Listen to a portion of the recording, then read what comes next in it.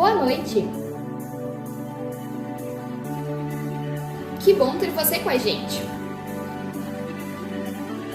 Nosso culto vai começar em alguns instantes. Enquanto isso, deixe seu like. Você já conhece nossas redes sociais?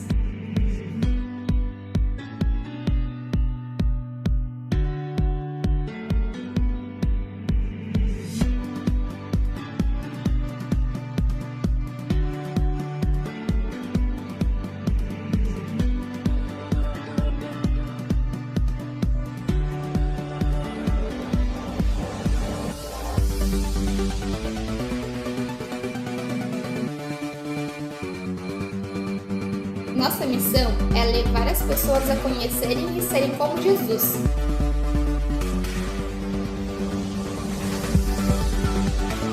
Para isso, nossos encontros são pensados de forma prática e com conteúdo aplicável no seu dia a dia.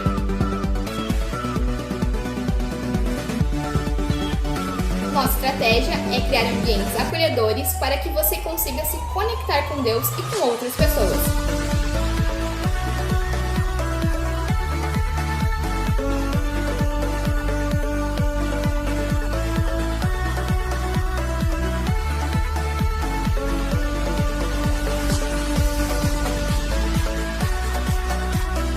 Se você ainda não faz parte disso, visite a nossa igreja. Será uma grande alegria para nós.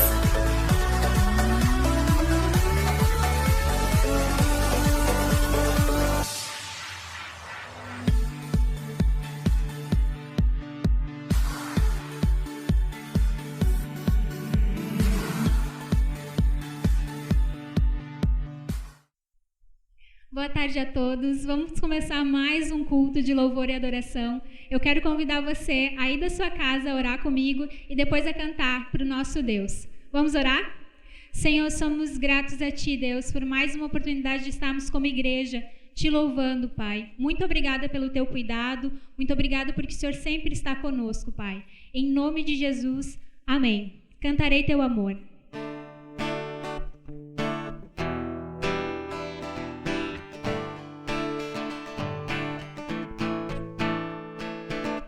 Nos montes corre para o mar, teu rio de amor por mim. Eu abrirei meu coração, deixando a tua cura entrar. Me alegro por te pertencer, levantarei as minhas mãos. O teu amor me alcança e me faz louvar-te. Cantarei teu amor para sempre. Cantarei teu amor para sempre. Cantarei teu amor para sempre. Cantarei teu amor. Dos montes corre para o mar, teu rio de amor por mim. Eu abrirei meu coração, deixando a tua cura entrar. Me alegro por te pertencer, levantarei as minhas mãos. O teu amor me alcança e me faz louvar-te. Cantarei teu amor para sempre. Cantarei teu amor para sempre. Cantarei teu amor para sempre. Cantarei teu amor. Meu coração exulta, com alegria eu canto. Se o mundo conhecer a Ti, ele se encherá com a tua alegria. Cantarei teu amor para sempre. Cantarei teu amor para sempre. Cantarei teu amor para sempre. Cantarei teu amor. Amém. Salmo 136, 26 nos fala que devemos dar graças a Deus, porque o amor dele dura para sempre. Quero convidar vocês para cantar Teu Amor Não Falha, que mesmo que a gente não mereça, o amor dele nunca nos deixa. Então aí da sua casa, canta comigo.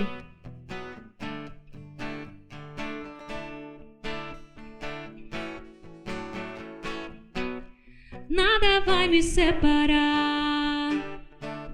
Mesmo se eu me abalar, teu amor não falha.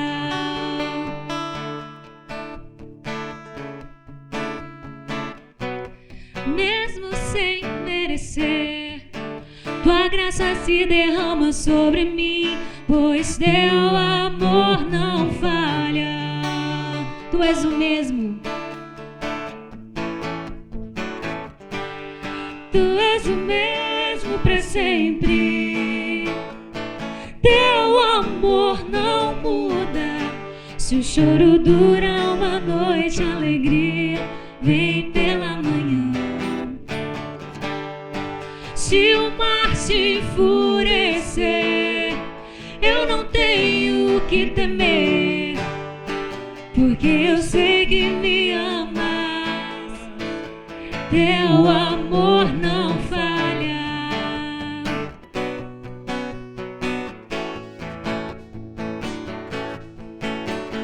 Se o vento é forte e profundo o mar, tua presença vem me amparar, pois teu amor não falha.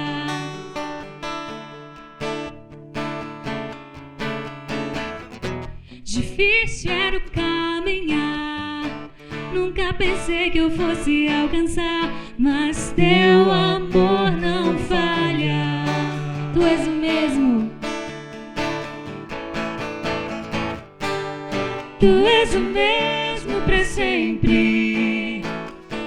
Teu amor não muda. Se o choro dura uma noite, a alegria vem pela manhã. Se o mar se enfurecer, eu não tenho o que temer, porque eu sei que me amas. Teu amor não falha.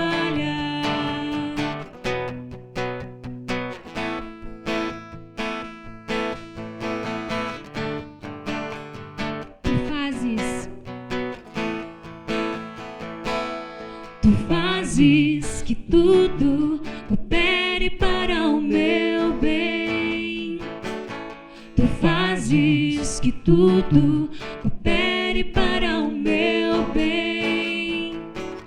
Tu fazes que tudo coopere para o meu bem. Tu fazes que tudo coopere para o meu bem. Tu és o mesmo. Tu és o mesmo para sempre. Teu amor não muda. Se o choro dura uma noite, a alegria vem pela manhã. Se o mar se enfurecer, eu não tenho o que temer, porque eu sei que me amas. Teu amor não falha. Teu amor não falha. Teu amor não falha.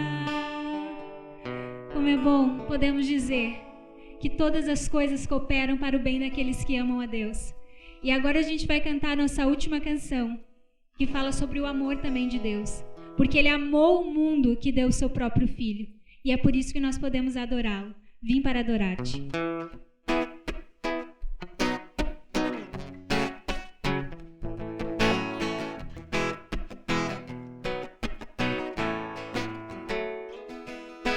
Luz do mundo, viestes à terra pra que eu pudesse te ver.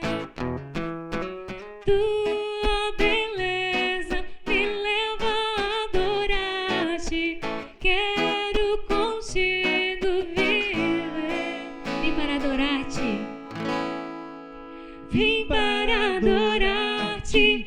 Vim para prostrar-me, vim para dizer que és meu Deus. És totalmente amável, totalmente digno, tão maravilhoso,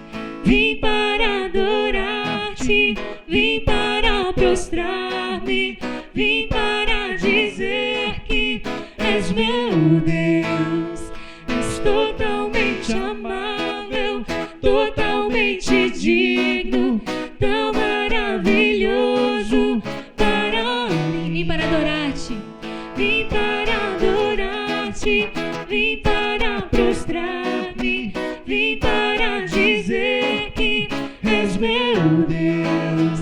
És totalmente amável, totalmente digno, tão maravilhoso para mim. Eu nunca saberei o preço dos meus pecados lá na cruz. Eu nunca saberei o preço dos meus pecados lá na cruz. Vim para adorar-te, vim para prostrar-me, vim para dizer que és meu Deus. És totalmente amável, totalmente digno, tão maravilhoso para mim. Pastor Mateus.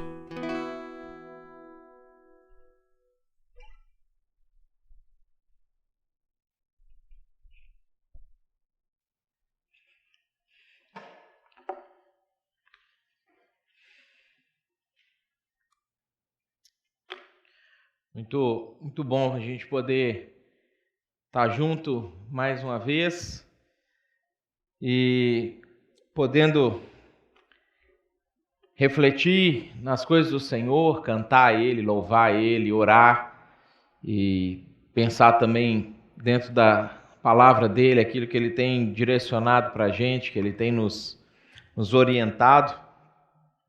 E você que está aí na expectativa do jogo às 18 horas, pode ficar tranquilo, nós não vamos ultrapassar o horário, você não precisa nem ficar olhando no relógio, pode aproveitar a mensagem, refletir e pensar sobre a sua vida, orar, a gente vai ter tempo de sobra para poder estar junto aqui e depois você assistir o jogo. Alguns vão ficar felizes hoje, outros vão ficar tristes, isso é normal. O Romenig já está com a cara meio desanimada aqui atrás, não está acreditando, né? Acho que celebrou mais a derrota do Inter do que o que vai acontecer hoje aí. Mas acontece, de novo, é futebol, a gente tem os nossos momentos de altos e baixos. Eu estou praticamente desistindo desse esporte, cheguei à conclusão que para mim não vai ter mais jeito, depois de começa o Campeonato Mineiro, o Cruzeiro há 2 meses sem nenhuma derrota, e começou o Campeonato Mineiro,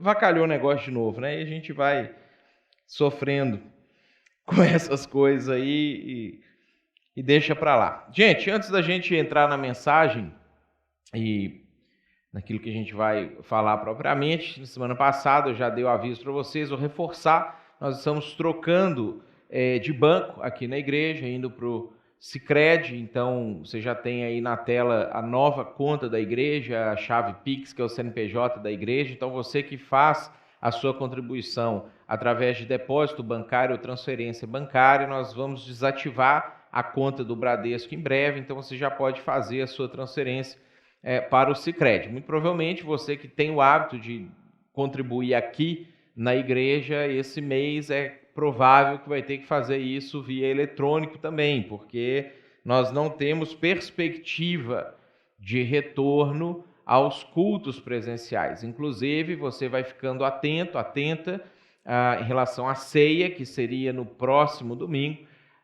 Provavelmente nós vamos ter a ceia acontecendo nos grupos nesse mês, mas ainda estamos olhando, decidindo, vendo como é que vão ser as perspectivas, e a gente vai organizar para que a gente continue cultuando a Deus e tendo a comunhão, aquilo que a gente sabe que é imprescindível, né? A gente sempre fala sobre isso que a gente está tendo online, virtual, ele ajuda muito, mas ele não substitui o culto presencial. Nós não temos como fazer culto online, isso não é uma opção dentre as opções que o Senhor deixou para nós, por isso que a gente vai mantendo os cultos de outras formas, nas casas também, até que a gente possa estar junto de novo aqui na igreja.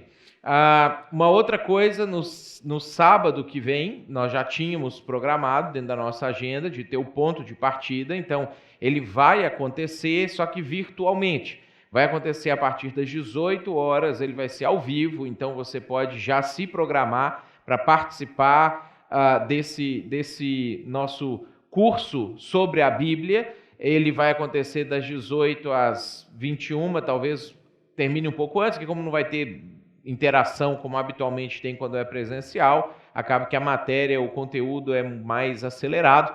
Então, você marque aí na sua agenda, sábado que vem, às 18 horas, ponto de partida, nós vamos percorrer o período bíblico desde Josué até o período dos reis. O que aconteceu naquele período, como que isso se desenvolveu, esses livros que estão dentro desse pedaço da Bíblia que a gente vai trabalhar. É o momento que você vai poder também tirar a sua dúvida, como vai ser ao vivo, ele vai estar sendo transmitido ao vivo, você pode escrever a sua dúvida e aí alguém vai ler a sua pergunta para você poder tirar todas as suas dúvidas e participar, certo? E um último aviso, queria reforçar com vocês, o nosso Ministério Pastoral, ele está funcionando ativamente. Esse momento pode ser um momento que às vezes gera um pouco de angústia, de ansiedade, essa situação, de novo, de lockdown, de fechamentos, de bandeiras pretas, de volta não volta, de que acontece, e a gente sabe que isso, não só a doença em si, mas os reflexos desses fechamentos, a questão do emprego, a questão da empresarial, a questão do sustento da sua família, o próprio isolamento causa uma ansiedade, ou às vezes causa uma tristeza maior. Então, se você está passando por alguma coisa nesse sentido, você não precisa passar por isso sozinho ou sozinha. Se você está de alguma maneira angustiado, se você está de alguma maneira tendo ansiedade, qualquer coisa disso está acontecendo, você não precisa passar por isso sozinho. Mesmo que você não esteja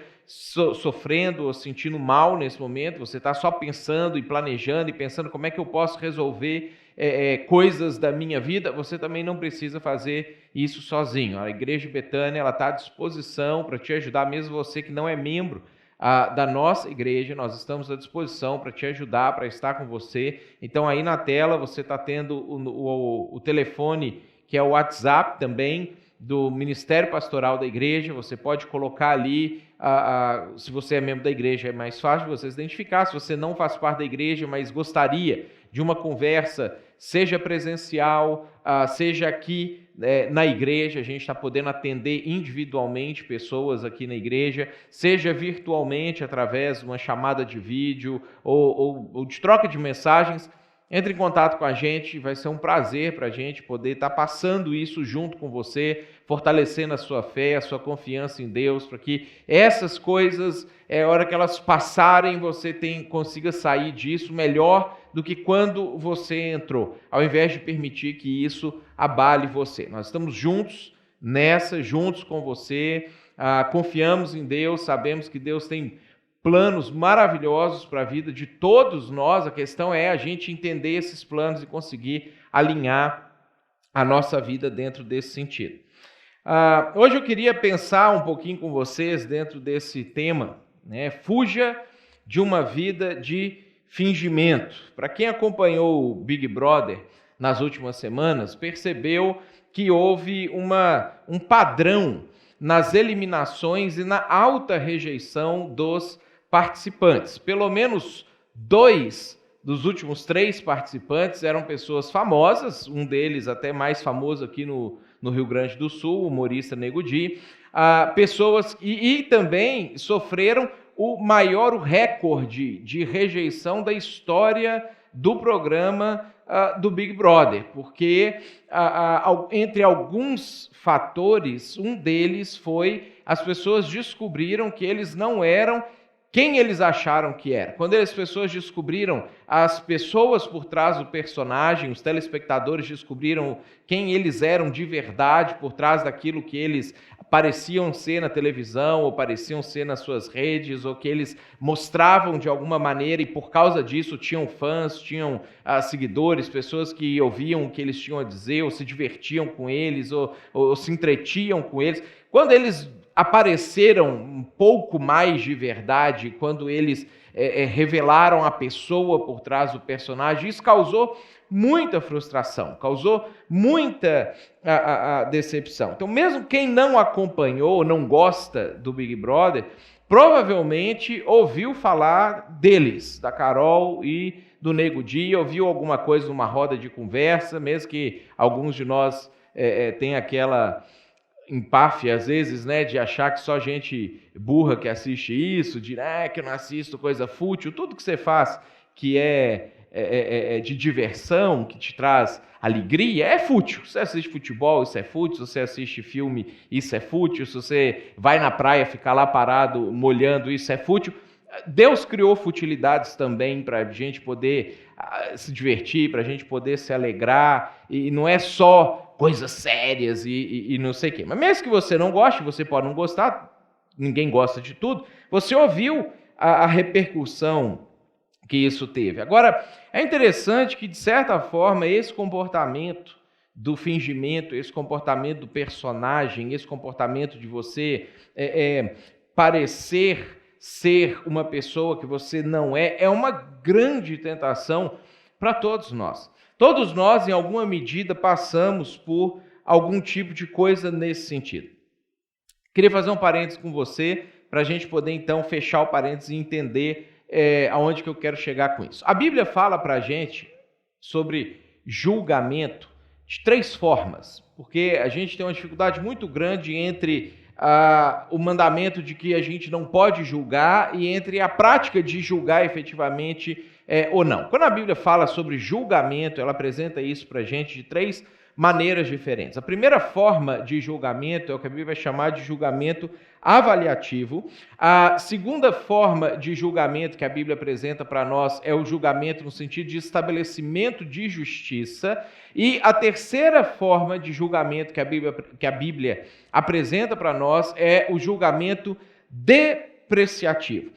O primeiro tipo de julgamento, a Bíblia diz que nós temos que fazer o tempo todo. A Bíblia nos incentiva a julgar no sentido de avaliar, de verificar se uma coisa de fato é assim, de conseguir discernir entre o certo e errado, de estabelecer o que é certo e agir, tentar agir de acordo com o que é certo. A Bíblia manda você julgar até profecias, até coisas que são ditas para você a respeito da Bíblia, a respeito de Deus, que você tem que parar e julgar essas coisas no sentido de avaliar. O segundo tipo de julgamento, a Bíblia diz que existem diversas situações que a gente precisa fazer ou precisa praticar. A gente precisa estabelecer justiça, dizer o que é certo ou errado, falar isso aqui pode, isso aqui não pode. Ao longo da nossa vida, em diversos momentos isso vai acontecer.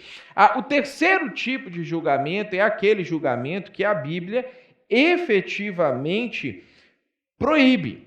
Esse é o que nós somos fortemente incentivados a abandonar na prática de vida da gente, que é de você olhar para uma pessoa, para o comportamento de uma pessoa e depreciar ela, e humilhar ela, e xingar ela, e de alguma maneira você tentar diminuir essa pessoa. Olha que interessante o que Paulo fala para nós lá em Romanos, capítulo 2, no versículo 1, ele fala para a gente assim, portanto, você que julga os outros é indesculpável, pois está condenando a si mesmo naquilo que julga, visto que você que julga pratica as mesmas coisas. Olha só o que Paulo está tentando trabalhar ou trazer para nós aqui.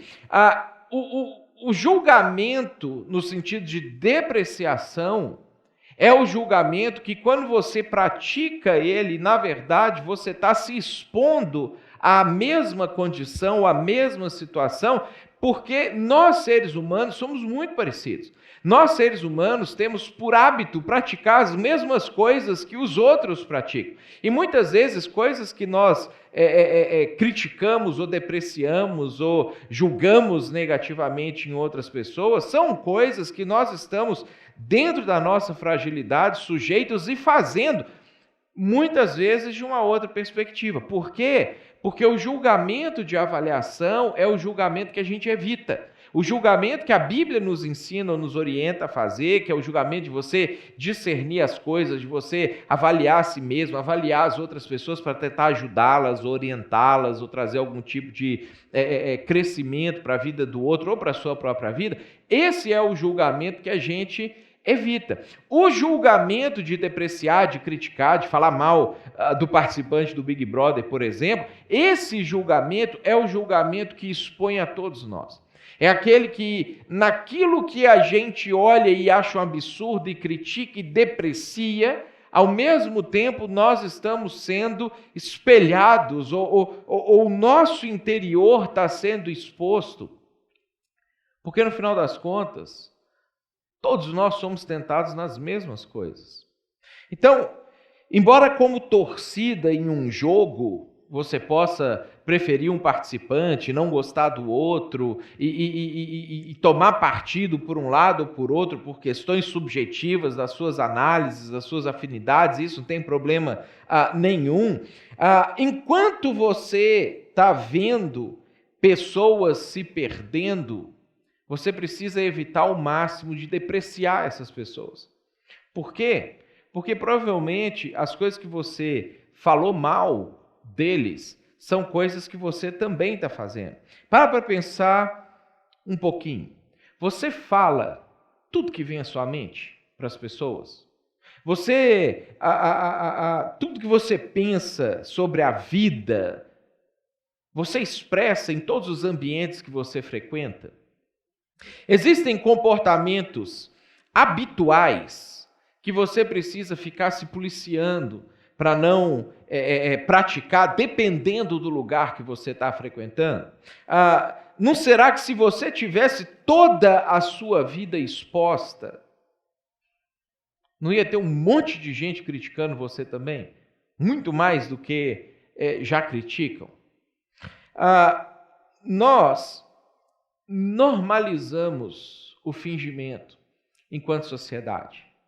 Desde a nossa formação, nós vamos criando regras sociais e regras de comportamento que vão, de alguma maneira, assentando dentro da gente e criando em nós a ideia de que fingir é normal, de que eu posso ser uma pessoa autêntica com determinadas pessoas, com amigos, com pessoas próximas, mas eu preciso fingir quando eu estou exposto socialmente, quando eu estou na igreja, quando eu estou no trabalho, quando eu estou conhecendo pessoas novas.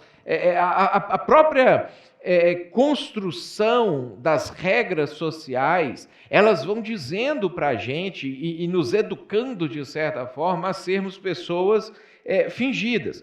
Existe uma linha tênue, eu queria que você separasse essas duas coisas, existe uma linha tênue entre educação, ou boa educação e bom tratamento de pessoas, e fingimento. Eu não estou falando que você tem que se tornar uma pessoa mal educada, eu não estou falando que você, se você tem atitudes deselegantes dentro da sua casa, que você vai ter essas mesmas atitudes. Ou você tem coisas que você faz no banheiro. O banheiro é o lugar de fazer aquilo, não é porque eu sou autêntico, eu vou fazer em qualquer lugar. Não, não é isso que eu estou falando. Eu estou falando de coisas do caráter, eu estou falando de coisas morais, eu estou falando de coisas da sua personalidade, da sua maneira de tratar as outras pessoas. Eu queria me ater na mensagem exclusivamente a essas questões.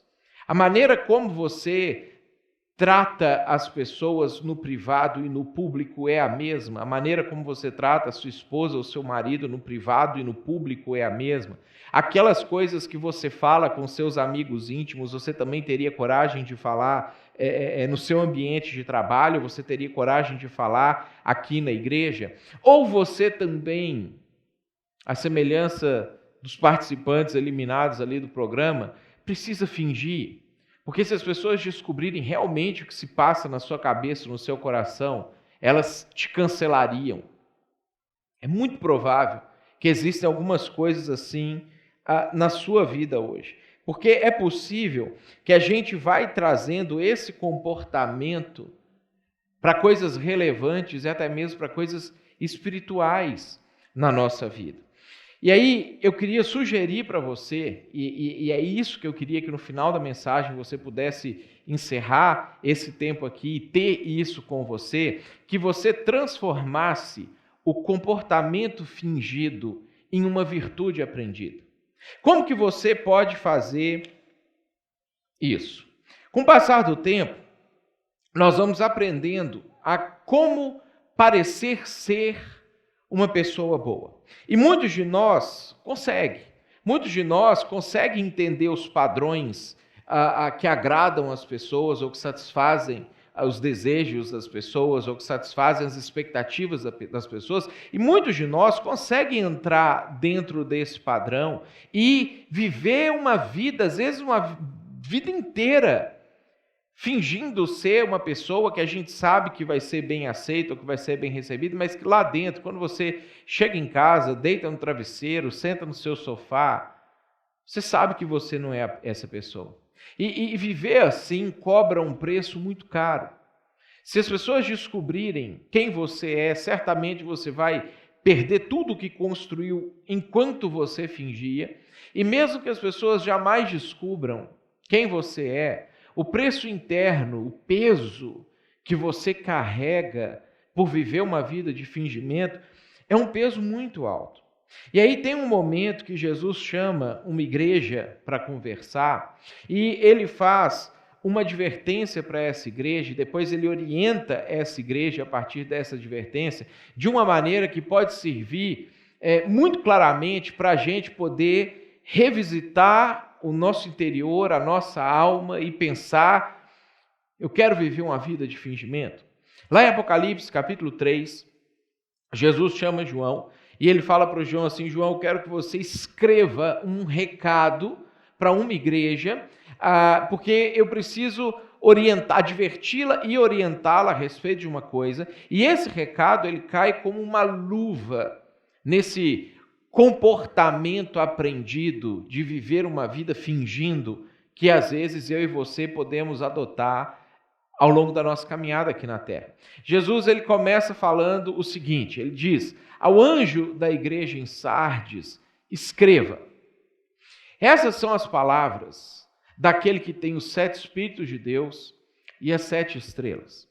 Os 7 Espíritos de Deus, se você ler Isaías capítulo 11, você vai ver o desdobramento disso, ou o significado maior disso. E aí se você continua lendo os versículos depois que fala dos 7 Espíritos, você vai ver que eles existem para que Deus possa de fato sondar o interior do coração do homem.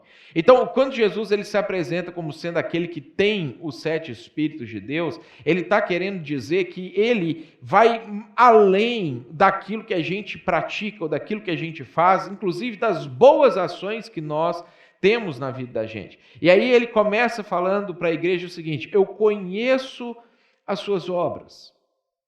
E aí, se ele ficasse só até aí, pode ser que a coisa seria boa, essa igreja seria elogiada, ela seria louvada por Jesus, porque ela tinha boas obras, ela fazia boas coisas, ela tinha boas práticas visíveis e externas, mas aí Jesus ele fala, você tem fama de estar vivo, mas está morto. Todas as pessoas que olham para você acham que você está vivo. Todas as pessoas que olham para você acham que você é uma boa pessoa. Todas as pessoas que olham para você têm altas expectativas a seu respeito. Mas lá dentro, você está morto. E aí Jesus ele apresenta uma condição que pode se tornar a nossa tentação. Ter fama de ser bem-sucedido, ter fama de vida, ter fama de ser uma pessoa alegre, ter fama de ser uma pessoa que ajuda, ter fama de ser uma pessoa generosa, mas interiormente é outra coisa que está acontecendo. Aí se você não cuidar, com o passar do tempo, você pode se acostumar a praticar o que é certo, porque você vai recebendo elogios das pessoas. Jesus falava sobre isso quando ele, no Sermão do Monte, falou para os fariseus que eles deveriam parar de mostrar para os outros aquilo que eles estavam doando de dinheiro, que eles deveriam parar de orar em público de maneira maravilhosa, que eles tinham que parar de mostrar para as pessoas que eles estavam jejuando, porque as práticas deles, jejuar, orar, doar generosamente, eram práticas maravilhosas, mas interiormente eles estavam fazendo aquilo porque eles acostumaram a receber os elogios das pessoas, e a paga deles, a razão que eles faziam aquilo, não é porque eles de fato eram pessoas generosas, pessoas piedosas, pessoas que amavam a Deus. Não, eles faziam aquilo porque eles queriam que as pessoas os elogiassem mais, as pessoas os louvassem mais, as pessoas tivessem eles em mais alta estima. E aí Jesus fala: vocês precisam parar de fazer isso. Porque, em outras palavras, vocês têm fama de vivo, mas dentro vocês estão mortos. Jesus usa uma expressão no capítulo 23 de Mateus, ele fala: vocês são como sepulcros enfeitados. Do lado de fora, flores, lápides de mármore, coisas bonitas, coisas maravilhosas. Dentro, um cadáver. Ele fala isso para a igreja de Sardes, mas extensivamente, ele está falando isso para a gente também. Porque se você acostumar a praticar o que é certo, você vai gerar admiração nas pessoas, mas se isso não se transformar em vida também dentro de você, isso não vai aproveitar em nada para você. Você aprende a orar certo, você aprende a falar certo, você aprende a responder certo, você aprende a agir certo, mas lá dentro de você, as coisas não estão certas. Agora, a tendência oposta de muitas pessoas quando escutam alguma coisa assim, ou escutam uma mensagem como essa, ou uma advertência como essa, ou até mesmo quando se cansam de agir certo sem estar certo do lado de dentro, muita gente, quando escuta isso, fala assim: quer saber? Eu não vou ser hipócrita mais, e joga tudo para cima. E aí vira a mesa, e aí agora isso... eu não vou mais ser essa pessoa, eu vou ser sincero, eu vou ser autêntico. E aí, quando você vira a mesa, você se torna uma pessoa pior ainda do que a pessoa que você era quando estava fingindo, porque a alternativa de Jesus não é virar a mesa. A alternativa de Jesus não é você, analisando que é uma pessoa que está fingindo coisas, que você pare de fingir e mostre radicalmente tudo aquilo que você é. Pelo fato de que às vezes é um grande peso viver um casamento de fachada, às vezes você pensa em desistir. Ou às vezes você está sentindo já um peso de tentar ser honesto sem de fato ser honesto. Pode ser que você começa a pensar em se corromper. Algumas pessoas, por achar muito difícil viver uma vida de pureza sexual, de lutar contra a lascívia, lutar contra a pornografia, resolvem se atirar de vez na prostituição ou no adultério e larga tudo de vez. Resumindo, a tendência é: já que eu não consigo ser perfeito, eu não vou tentar mais. Jesus sabia que isso podia passar pela sua cabeça. Ele sabia que existia uma chance de você pensar esse tipo de coisa. Por isso que ele continua. Olha o que ele fala no versículo seguinte: esteja atento. Eu não estou falando isso para você virar a mesa. Eu não estou falando isso para você largar tudo de vez. Eu não estou falando isso para você falar assim: já que eu não dou conta, eu vou me jogar nas cordas. Não. Fortaleça o que resta e que estava para morrer. Pois eu não achei as suas obras perfeitas aos olhos do meu Deus. Fortaleça o resto que estava para morrer. Desistir não é uma opção.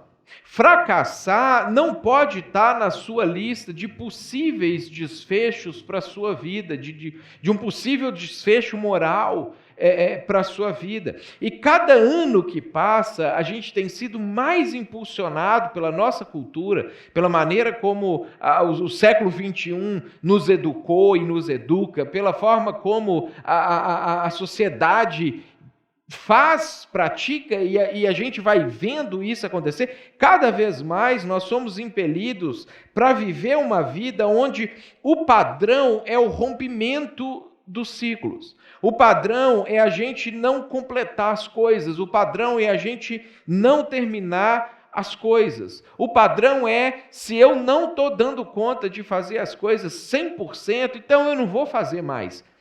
Jesus ele apresenta para a gente uma outra alternativa. Ele fala assim, fortaleça o resto, o que resta e o que estava para morrer. Em outras palavras, transforme o comportamento fingido em uma virtude aprendida. Ao invés de eu não vou fingir mais e vou deixar de ser hipócrita e vou virar a pessoa ruim que eu estou sendo por dentro, se você identificou que a maneira fingida de viver é a melhor forma de se viver, por que não transformar isso numa virtude interna? Por que não consolidar isso, para isso de fato vir a fazer parte de você? Porque você já sabe que é assim que você deveria viver. Porque se as pessoas esperam que você seja assim, lá dentro todos nós esperamos virtudes e boas coisas das outras pessoas, ainda que a gente não consiga fazer. Lá dentro, mesmo que você seja uma pessoa que finge, quando você assiste a Carol Conká ou Nego Di fingindo, você se indigna com ele, porque lá dentro você sabe que não deveria ser assim as coisas. Jesus fala, não chuta o balde, não vira a mesa, fortaleça o que está para morrer. Transforme um comportamento fingido em uma virtude aprendida. Sabe por quê? Porque isso acaba acontecendo com a vida cristã também. E se você virar a mesa na sua vida cristã, o que te espera certamente não é uma coisa boa. Se você pensar assim, eu não estou conseguindo ser crente como deveria ser, então não vou ser crente mais, aí, meu irmão, minha irmã, é que você vai se perder de vez. Qual é a solução para isso? Jesus apresenta para a gente no versículo seguinte. Ele fala assim, lembre-se, portanto, do que você recebeu e ouviu. Obedeça e arrependa-se. Mas se você não estiver atento, eu virei como um ladrão e você não saberá a que hora virei contra você. Primeira coisa que Jesus fala para nós no versículo 3 que a gente precisa fazer, e a primeira solução que a gente pode ter para não ter uma vida fingida, mas também não virar a mesa, você precisa resumir os seus valores. Quais são as coisas que você aprendeu da parte de Deus, que você sabe que são verdadeiras, acerca de todas as áreas da sua vida? Quando Jesus fala no versículo, lembre-se do que você recebeu e ouviu, ele está falando isso. Quais são os seus valores? Quais são as coisas que você já sabe que você deveria viver, que você já aprendeu, que você já ouviu, que você já leu, que alguém já falou para você, que o Espírito Santo de alguma maneira está falando dentro do seu coração, que você deveria viver uma vida dessa forma específica? Resuma os seus valores. Na sua opinião, de todas essas coisas, o que parece uma utopia? O que você acha que não tem como eu viver essas coisas? Eu queria sugerir você a escrever essas coisas. Colocar isso no papel, um bloquinho do seu celular, anotar isso de alguma maneira, resumir o que você tem ouvido do Senhor nos últimos anos da sua vida. Segunda coisa que Jesus nos orienta a fazer para a gente poder transformar o fingimento em virtude é mudar o valor que você atribui ao comportamento fingido. Obedeça e arrependa-se. Você precisa mudar a maneira que você enxerga o comportamento que você está fingindo. Porque normalmente você finge ser uma pessoa que acredita que aqueles valores são importantes, mas você enxerga esses valores apenas de forma utilitarista. Você enxerga esses valores apenas como um meio para alcançar um fim. Se você é uma pessoa que no seu ambiente de trabalho não critica e não fala mal das pessoas, mas quando você sai ou quando você está só com aquelas pessoas que você conhece, você se torna uma pessoa fofoqueira, você é uma pessoa que fala mal, que critica as outras pessoas, é porque você sabe que não criticar ou não falar mal é uma virtude que vai fazer com que você seja melhor recebido no trabalho, mas essa virtude ela é um meio, uma ferramenta, e não, de fato, algo que você deveria interiorizar para você. Por isso, mude o valor que você atribui ao comportamento fingido.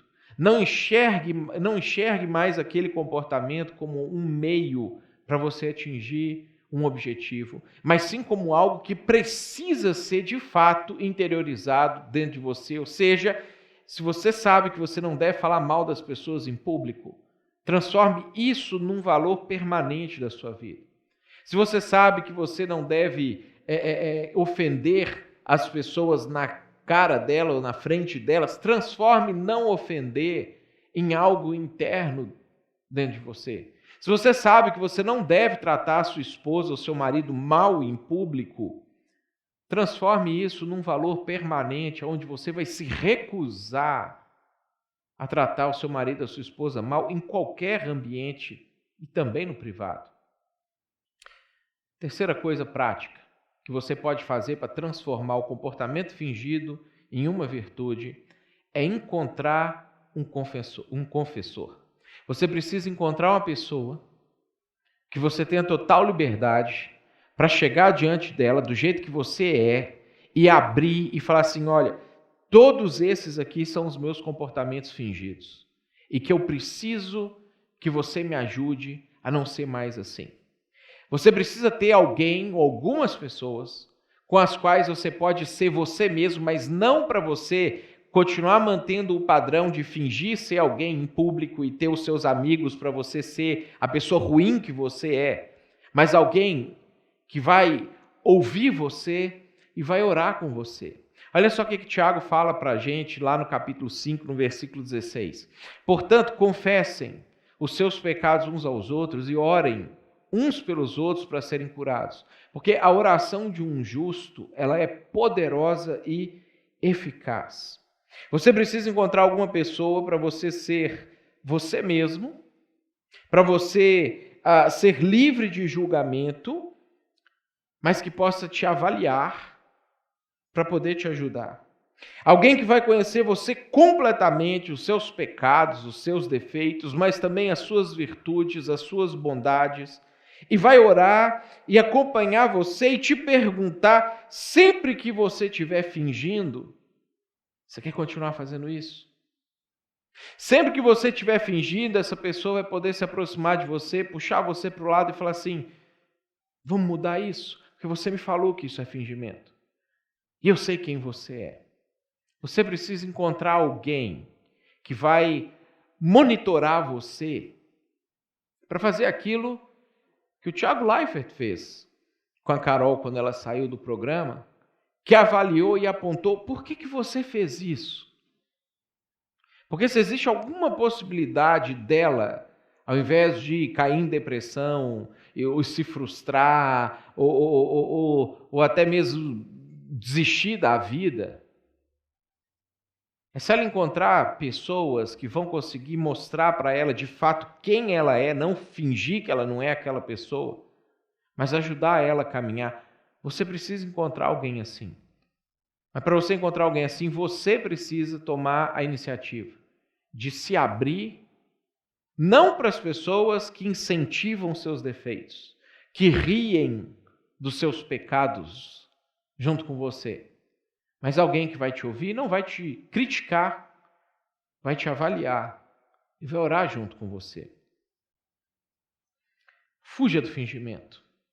Transforme o comportamento fingido em uma virtude aprendida, para você poder se livrar desse peso e você se tornar de fato a pessoa que Deus quer que você seja, que as pessoas querem que você seja e que provavelmente você também gostaria de já ser essa pessoa.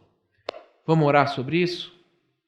Senhor, nós agradecemos a Ti, porque o Senhor sonda os nossos corações. E o Senhor deseja fazer isso para não precisar nos julgar de estabelecer justiça um dia, e também não criticando, mas avaliando de uma forma a nos dar a oportunidade da gente revendo a nossa vida, as nossas práticas, a gente poder mudar quem nós somos. Eu quero orar pela vida, Deus, minha e de quem está assistindo nesse momento, para que o Senhor nos ajude a nos livrarmos de qualquer fingimento na nossa vida.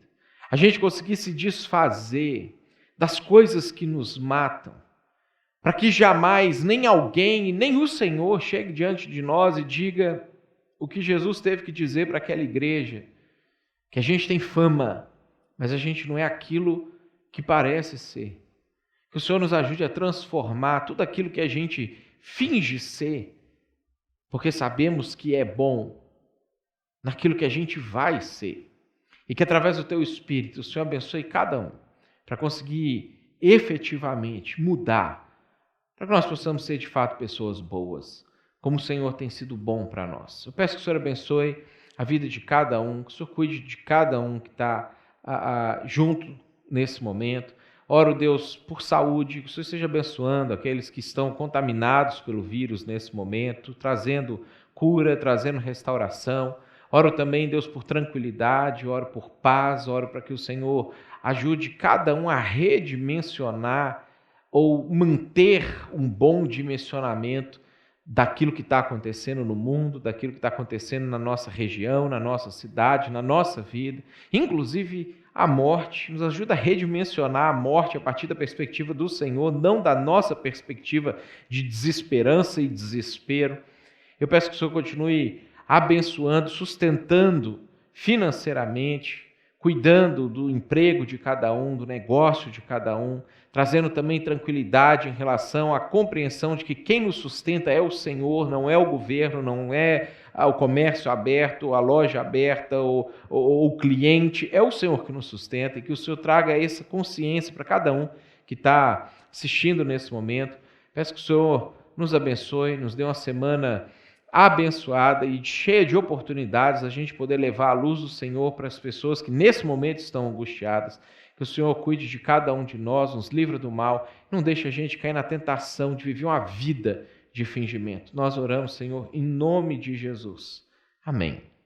E que o amor de Deus, nosso Pai, que a graça do nosso Senhor, do nosso Salvador Jesus, que a comunhão do Espírito Santo esteja sobre a sua vida, hoje e sempre. Amém.